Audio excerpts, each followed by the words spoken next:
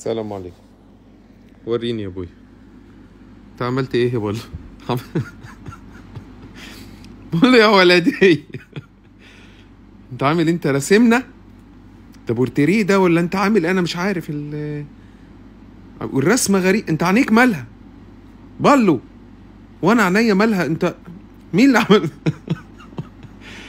مين اللي عمل فينا كده يا بولو يا ولدي؟ وبعدين هي الرسمه مريبه شويه والله. انا جه في بالي حاجه، استنى اوريها لك.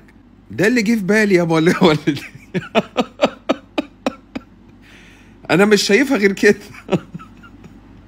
اصل انا مثلا بقول حاسب، ما يتقال في الموقف يستحمل، حاسب يعني حاسب برضو.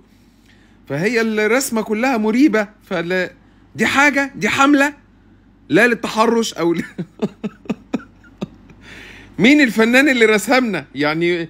وليه عمل فينا كده؟ ليه عمل كده انت مبين زوري في الضحكه. انا ما طلبتش ده في البورتريه. استنى بالمناسبه بقى هوريك حاجه ما صوره برضو منتشره كتير وبعتنها لي، فانا هوريها لك. استنى، الصوره دي اتبعتت لي 500 مره برضه. بلو يا ولدي، بلو يا ولدي اهو. الراجل معرفش مين الراجل ده، انا معرفوش، يشرفني طبعا ان اشوفه. وماسك، انت عملت ميه، انت عملت حاجه من غير ما ده مشروع كبير.